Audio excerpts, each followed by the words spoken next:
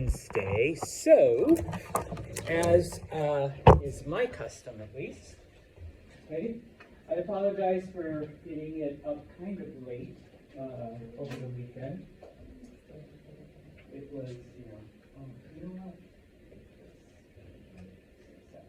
That runs back. There's 3 more for Matt to be uttered. Oh, well, Mario, I just love this. I know. Sorry. Okay.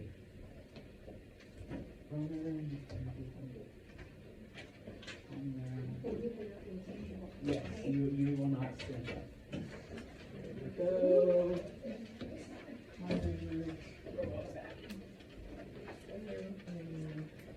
Amen. Thank you. All right. Now, some of these I actually wrote in the answer, so you don't have to unless you want to add some stuff to it. And let me face this directly at the board. So the first thing you should know is what is an empire. I will accept any of the definitions we have. So number 1, you could put down that it's different ethnic groups under one ruler. Okay, boom, that'll get you credit. You can put that it's different states under one ruler. All right, that will also get you credit. You can write that it's distant region. Yeah, sorry, I wanted you to take it twice. All right, that it's lots of regions, that it connects, large pieces of land. You can put that down. And finally, if you want to write that it's not always like physical or people, that sometimes it's like a trading empire like the Phoenicians, or a religious empire like the Israelites, or a language empire like the Greeks, that's fine as well. All right, so if you give me like 2 of those, all right, you'll be set. You don't need to like put all of them, but 2 of them should give you full credit. All right, questions, comments? All right, then I wrote this down for you, okay? Number 1, you should know that what led to all of this was, number 1, a drought. So I put it right there. The effect of the droughts and climate change was that those tribes were forced to migrate south, okay? And that many of those kingdoms were weakened, so, those Central Asian tribes were able to then take over, all right? You should also, you should be familiar with, number 1, how a camel is important in a time of drought. Why is a camel important when there's a drought going on? They go many, many miles without water. Thank you. They can go many, many miles without water, okay? And of course, how iron and helped during this time as well. It allows areas away from rivers to be settled. So for the first time we see, areas that aren't next to a river, all right, develop societies. All right, so I wrote the iron part down for you. The only part you need to remember or try to squeeze in there, I'm sorry I didn't leave a whole lot of room, is that camels can, travel long distances without water. So in an area of drought, camels are good. Okay? Now you do have to write. How do the Assyrians terrorize or control the people that they conquer? Once again, give me 2 of these and I'll give you full credit type of thing. Although, honestly, I think this one's a multiple choice. So circle the right ones, okay? Number 1, they were forced labor, okay? So, they were basically the slaves, all right? Number 2, they were forcibly integrated, okay? So, ladies, ladies, you would be forced to have Assyrian babies, okay? Number 3, sorry, I totally forgot my first heading here. they were moved to other parts of the empire. You were relocated, all right? So kind of a psychological thing. And of course, the part that I didn't put up here, okay, what parts could be cut off? Ooh, if I could balance on my boot, I can't, all right? Yeah, toes and thumbs, the removal of toes and thumbs, okay? So like I said, any two of those, all right, so you would be sent, you would be deported to other parts of the empire, you would be used as slave labor, you would be forcibly integrated into Assyrian society, and if you want to be specific, the women would be forced to have Syrian babies, and then finally, the removal of thumbs and toes. Okay? Questions? We got that? All right. You should know the location of Persia. Come on, let's go. No, not yet. Okay. Which is modern day Iran. Okay. This one is also a multiple choice, I can tell you that much. I put 3 different countries that we've already studied, and then Iran. Okay, so pick the right one. All right. Why is Cyrus called the Great? Okay, actually, he just conquered a lot of land. Okay, he conquered everything from Greece to India, including Egypt.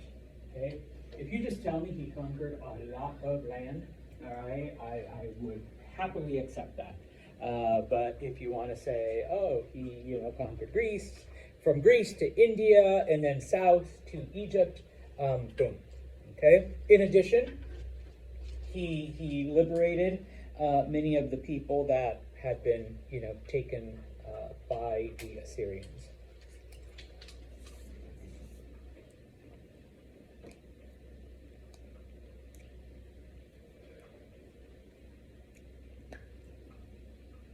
Okay. The next part, I purposely wrote for you because it is a lot. And I can tell you that there is going to be like one multiple choice question and one short answer question that deals with all of this. So, why is Darius known as the Great? You should be able to tell me some of the things that he did. So, number 1, how he divided the empire into satrapies, or if you want to write provinces, okay, just to make it easier, okay? So that's one thing that he did. He allows people to keep their customs, to keep their language, okay? The only thing he asks is loyalty. That I didn't put down, but so if you want to add it, okay? He adopted many of the local traditions, okay? The Persians were really good at that, okay? And of course, you could talk about how he fixed the tax system. You have more, you give more; you have less, you give less. We'll talk about the building projects in a second. He unified currency. Basically, everybody's using the same type of money. And finally, he unified weights and measures. So. A foot was a foot was a foot everywhere you went in the empire. It didn't change according to who was the ruler or, who was whatever. Okay? So, once again, some of this will be a part of a short answer question, and then some of it will be a multiple choice question. So, you should know the things that he did. And then you should be familiar with his building projects, specifically the Royal Road. Oh, wait, that's on the next slide. Okay, no. Come on. Oh, there we go. The Royal Road, what it was, okay? And of course, the canals and the aqueducts, specifically the Darius's canal, which connected the Red Sea to the Nile River. Okay? I'll give you a second. I'm going to tip.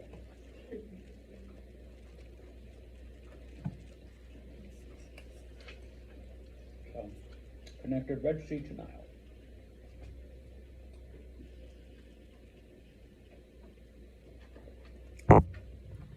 You should know, and I have to go back, I apologize, some of the basics of Zoroastrianism.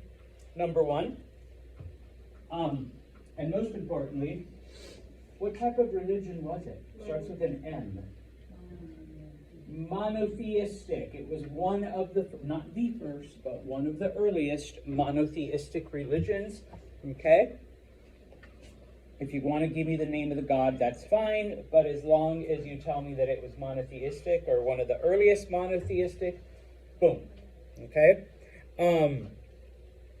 Next thing, okay, it actually had like a theology, let's say, good versus evil, light versus dark, truth versus lie, okay? Humans, you're here to obviously make choices, and of course, depending on what you chose, you would either be rewarded or punished in the next life. Okay? Oh, and Ahura Mazda, or God, had an opposite, okay? So, and it's this opposite that, tries to get you to do all the dark and lies and evil and stuff like that. Okay, so for the first time, we have, good versus evil, light versus dark. It's a monotheistic religion. Okay, probably the most important thing. No, not the most important. I think this is the most important. But one of the cool things of Zoroastrianism, fire. Okay, fire was involved. All right, and if you want to write that their priests were known as magi, boom. Okay.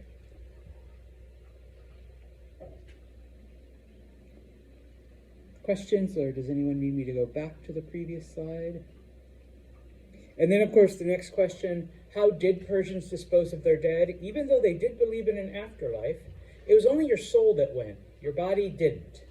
So it was left out in the desert so that the animals could eat it, because that way your body now nourishes, nature. Okay, the circle of life and all that stuff. All right, you became food for the birds and any other animal.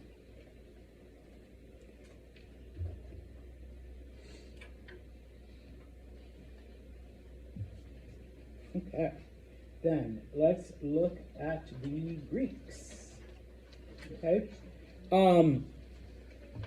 you should know that number one, there were over 150 city-states, okay? But despite all of the different city-states, okay, what were the two things that they all shared in common? Language, number one, okay?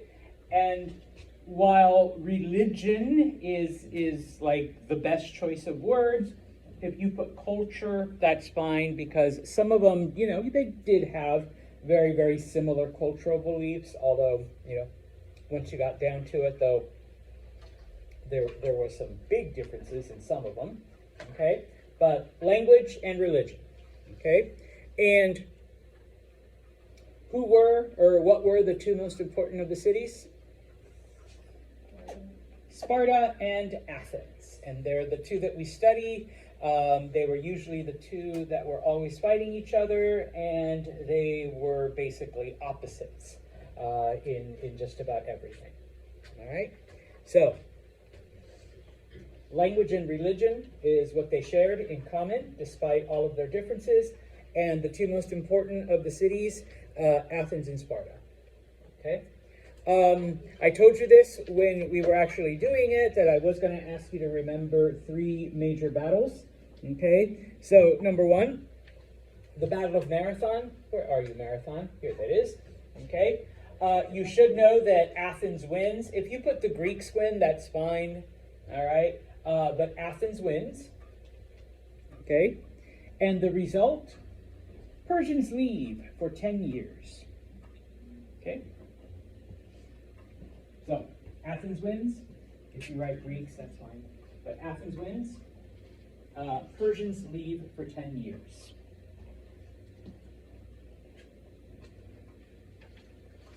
Oh, we're on the next page. Cool. Okay. And I apologize, I reversed the order. Battle of Salamis. Okay, who wins? In this case, it was Athens again. If you want to write the Athenian navy or Athens' navy, okay, you can write that.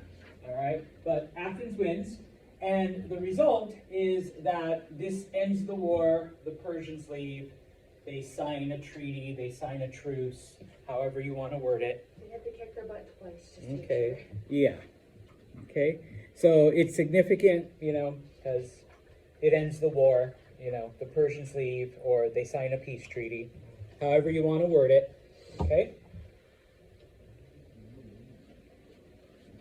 And then the Battle of Thermopylae, okay? What ends up happening is that the Greek army is surrounded. The Spartans volunteer to stay behind and hold off the Persians, while the rest of the Greek army escapes. Okay? What happened to the Spartans? They died. Yeah, they all died. They were wiped out. They died. Okay?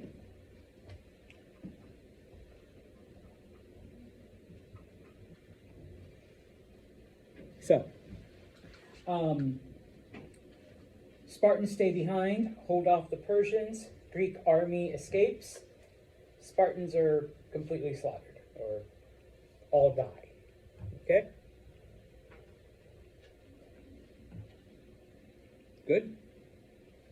The Phoenicians, you should be familiar with their two most important contributions to history. And if you say purple dye, I will give you partial credit, because while that is kind of important, that's how they made their money, not necessarily how they contributed to history, because then other people came up with purple. Okay? Number one, the city of Carthage. Okay? It becomes Rome's biggest rival. It becomes Rome's first conquest, non-Italian conquest. Okay? So, number one, the city of Carthage. Okay? But number two, probably the most influential one that you are literally doing right now. Okay? Yes, an alphabet-based writing system. If you want to say alphabet-based, if you want to say phonetic-based, because that's the technical term, okay, then boom. If you just say a writing system, I guess I can give you like 4 points or something, but it's technically a phonetic system or an alphabet. Damn, wait till Friday. All right, it's an alphabet-based system. All right. If you want to add, it had 22 symbols, similar to the modern Latin alphabet, which we have 26, I guess, in English, etc. All right. You should know then the effects of the Israelites, okay, in that, or why they're important. Number one, first monotheistic group out there, okay? So as long as you have that, you're set. They're the first monotheistic people. And number two, okay, most of the, not all, but most of the major religions we have today, okay, Judaism, Christianity, and Islam, all trace their origins back to the ancient Israelite religion. Right. So number one, first monotheistic group, and number two, modern day monotheistic religions trace their origins back. Okay, it doesn't matter if you're Jewish, if you're some form of Christian, if you're Muslim, it all goes back to the old Israelite religion.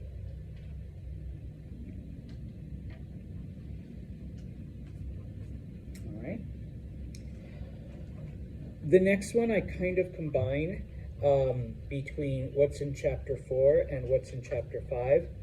You don't need to know the names, but you do need to know that a Varna is one of the social classes in Indian culture. Okay, so one of the 4 social groups. You should once again, you don't need to describe them, but you should know that the Jati are the subgroups, okay, within each Varna. All right, and those come later. How do you move up and down, either through the Varnas or through the Jati? Can't do it through marriage. When you die. Okay, so death, and if you want to say rebirth, that's fine, but it's reincarnation. That's where I couldn't. Okay, it's still an R word. Okay, so death and reincarnation, all right, is how you move up or down. Okay, and then of course you should know, and this goes into chapter 5, that they do create a new Varna, a 5th Varna, a 5th social class out of the garbage/street cleaners. That and once again, this one's going to be like, there's going to be multiple choice, there's going to be a short answer that deals with this, but I can already tell you, I do ask, like, where does the new Varna come from? I'll put like ABC and then the street cleaners. Okay, so just pick the right one. All right, if you remember. All right. Okay, then let me switch to the other. Yep, that's the same one. Okay. You should know that the axial age is from the year 1000 BCE to quote-unquote 0. And if you don't put the quotes around 0, that's fine. But technically there's no year 0. All right. These next 2 I wrote down for you. You should know that the spring and autumn period refers to the end of the Chow dynasty, okay, the final years, as the Chow are collapsing.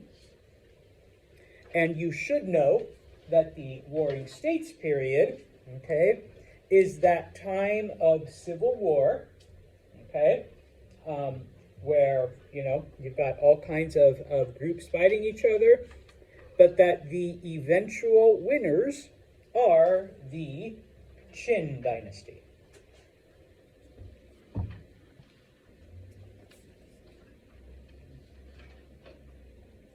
So, spring and autumn period, the end of the Chow dynasty, the collapse of society. Warring States period, that period of civil war in China. And eventually it's the Qin dynasty that comes out on top. All right. Now, these I can tell you are, in fact, short answer. So, you should be able to give me some of the basics of Confucianism. And once again, if you put down at least 2, that will get you full credit. So, you can talk about, number 1, how Confucianism at its core believes that humans are basically good. All right. If you leave them alone, humans will do what's right. It's society that corrupts us. All right, so basically humans are good. All right. Oh, I wrote right here. Leave people alone; they'll do what's right. Okay. One of the core teachings of Confucianism is loyalty to your parents, to your family, and that it would eventually translate as loyalty to the government. Because your parents are your first government. So, people are inherently good, number 1. Teach loyalty to family, because it will translate as loyalty to the government. Okay. Education is important. Okay. Everyone deserves equal access to education. You can add that as like, a separate thing, or as like kind of like education is so important that everyone needs to have it.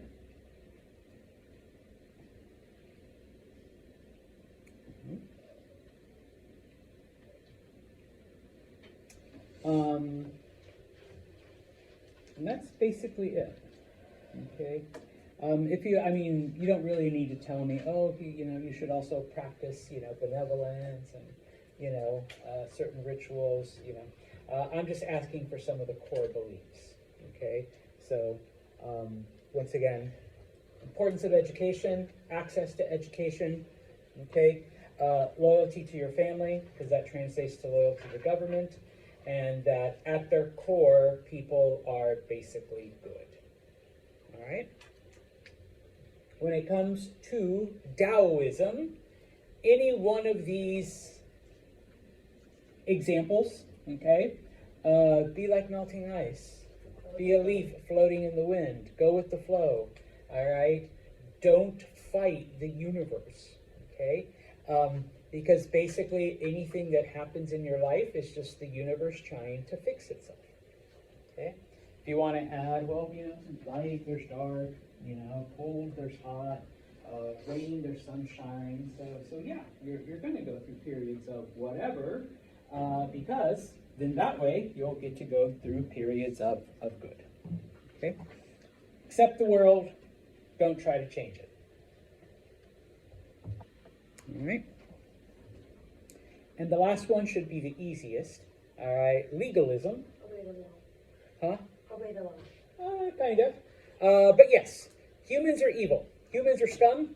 The only way that you will ever get humanity to do what's right are laws and harsh punishments for violating those laws. Remember, this was like something else. I just didn't want to do a separate slide. Okay, so humans are evil. In order for humanity to do good, you need strict laws and harsh punishments. Otherwise, we will just act like crap. All right. Going to the next part, then, when it comes to the Qin dynasty, the two most important things, okay, and I mentioned this many times in the lecture. Number one, crossbow, okay, and number two, the draft, okay. Those were the two most important military contributions. If you want to add like other stuff, hey, Santos, look, I remembered, okay. You can talk about the use of iron, weapons and iron armor. You can talk about large armies. You can add that they fought year-round, okay? But the two most important ones, the two that I really want you to remember, is the Chinese invented the crossbow, and the Chinese came up with the idea of the draft, of drafting people to fight, okay? When it comes to the agricultural advances that the Qin dynasty did, okay? Number one, crop rotation. All right. Now, when it comes to crop rotation, it not only means that you rotate your fields, but that you also plant different things, okay? Because the same plant over and over again will completely ruin your land over time. So when you do right crop rotation, be sure to, add, okay, not just rotating your fields, but also rotating what you plant, okay? One year you do potatoes, the next year you do carrots. And then finally, even though they had animals, even though they had iron plows, it's the Chinese that first come up with the idea of tying those plows to the back of an animal and letting the animal do most of the work. Humans are just guided. Okay, so yeah, plow plus an animal, and even though it was specifically an ox, you can just put animal and that'll be fine. Okay, so crop rotation, including rotating your fields and changing up what you plant. And number two, your plow being pulled by an ox or an animal. Okay? You should know the definition of ahimsa. Where are you, ahimsa? Harming no living being. Do not harm a living being. So this is the past. Yes.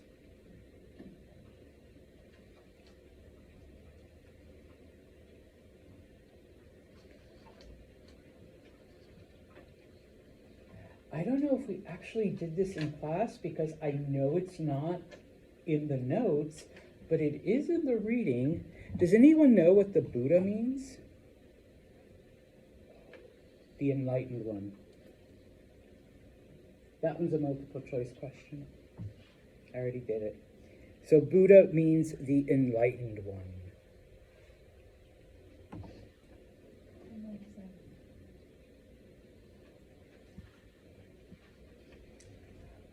What is nirvana? And don't put a band, okay? But yes, contentment, happiness, eternal bliss, however you want to word it. Something I remember. Yeah, happiness, eternal happiness, okay? If you want to get really deep, I suppose you can say becoming one with the universe, all right? But nirvana is, contentment, it's happiness, okay? I don't know where he found it, because I didn't find it. You should know that a polis, okay, is the name for the Greek cities. So a Greek city was known as a polis. Okay.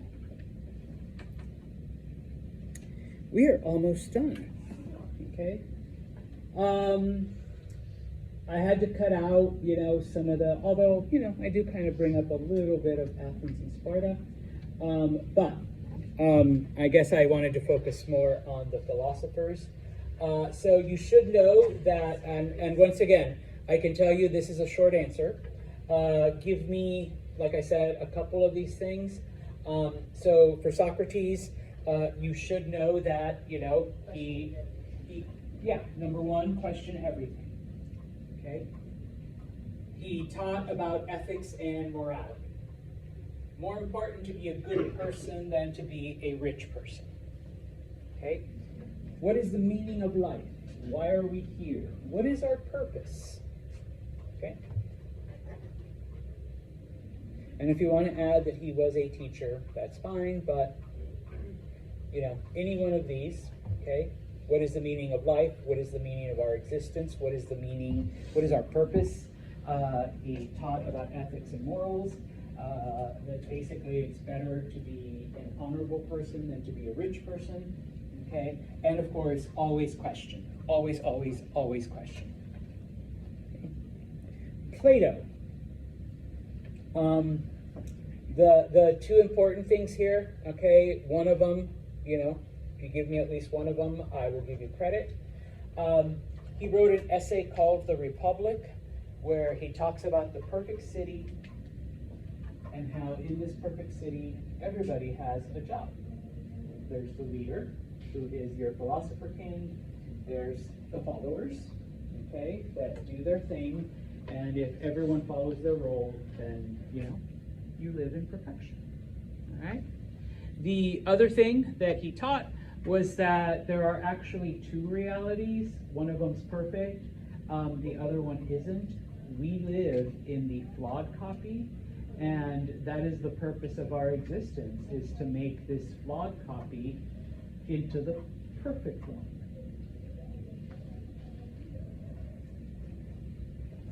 So, wrote an essay called The Republic, describing the perfect city, all right?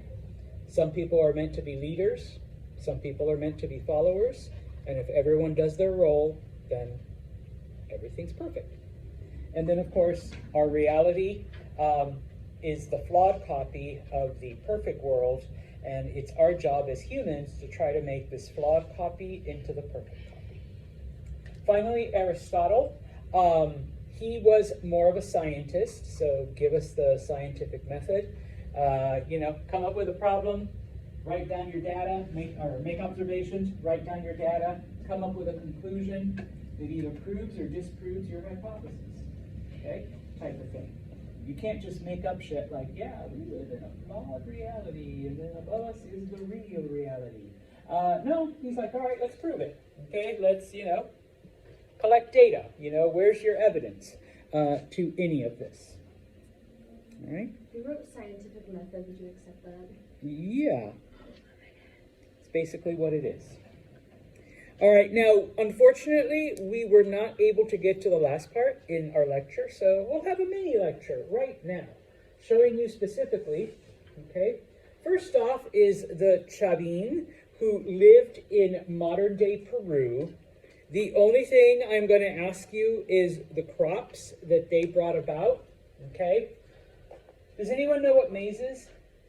Corn, yes. Some corn. And potatoes. There's some taters and corn. Okay, potatoes are a Peruvian crop, so if you like hash browns, if you like mashed potatoes, if you like French fries, find a Peruvian and say gracias, okay? Because without them, you would not have any of that, okay? And then finally, the Olmec, who were in Mexico, okay? Once again, corn, maize, beans, all right? Squash, The three sisters.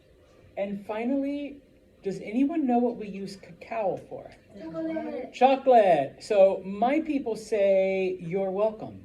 All right, if you like chocolate, yes, it comes from Mexico.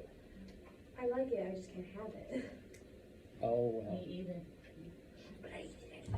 And finally, if I had had time to get into this, what do they leave behind?